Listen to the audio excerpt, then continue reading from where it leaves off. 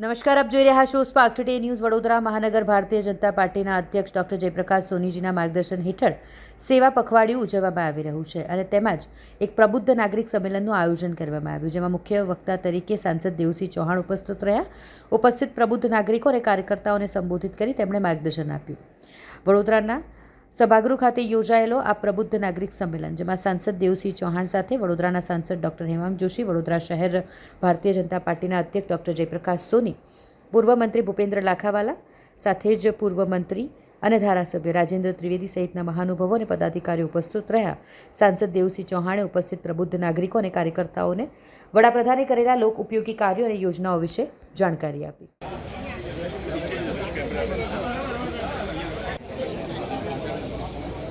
भारत माता की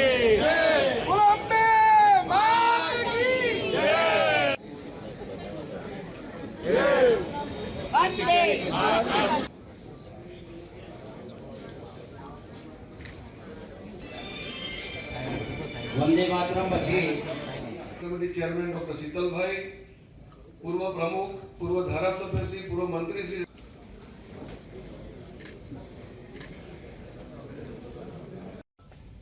એ નાગરિકોની સેવારત છે, સેવામાં લાગેલા છે. કેયુરભાઈ રોકડિયા.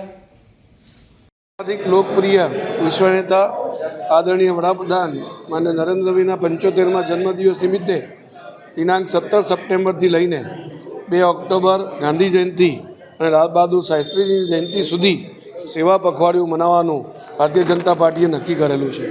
એ દરમિયાન વિવિધ પ્રકારના કાર્યક્રમોનું આયોજન કરીને સેવાકીય માધ્યમથી વધુમાં વધુ લોકો સુધી પહોંચાય એવો એક પ્રયત્ન ભારતીય જનતા પાર્ટી વડોદરા મહાનગરના કાર્યકર્તાઓના માધ્યમથી કાર્ય થઈ રહ્યું છે. આજે શ્રીમાન દેવુસિંહજી ચૌહાણ, જે આપણા સાંસદ છે, સાંસદશ્રી અહીં આવ્યા છે.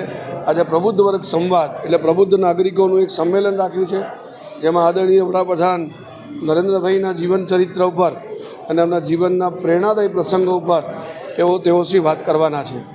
આવા અનેક પ્રકારના કાર્યક્રમો વડોદરા મહાનગરમાં સેવા પખવાડિયા દ્વારા દરમિયાન આયોજિત કરવામાં આવ્યા છે. ધન્યવાદ. ગુજરાત પ્રદેશ ભારતીય જનતા પાર્ટીની યોજના મુજબ દેશના યશસ્વી પ્રધાનમંત્રી આદરણીય નરેન્દ્રભાઈ મોદી સાહેબના જન્મદિનથી સેવા પખવાડિયાની શરૂઆત થયેલી છે. ત્યારે સમગ્ર વિશ્વ ફલક ઉપર સનાતન ધર્મની સંસ્કૃતિ પરંપરાના ધ્વજવાહક તરીકે આજે આખું વિશ્વ જેનું માર્ગદર્શન ઈચ્છે છે, જેની પ્રેરણા મેળવે છે, એવા મહાન વ્યક્તિત્વની વાત જન સુધી પહોંચે. જીવનયાત્રા દરમિયાન એમણે કેળવેલા ગુણ અને સંઘર્ષ એ વિશેષતાઓ એક સાધારણ જીવનમાં પરિવારમાં જન્મેલા વ્યક્તિને કેવી રીતે મહાન બનાવે છે એ વાત જનતા સુધી પહોંચાડવા માટે અમે સૌ સાથે મળીને ભારતીય જનતા પાર્ટીના કાર્યકર્તાઓ આ મહામાનવ શ્રદ્ધેય મોદીજીના જીવન ચરિત્રમાંથી પ્રેરણા મેળવવા માટે આજે હોલમાં ઉપસ્થિત છીએ.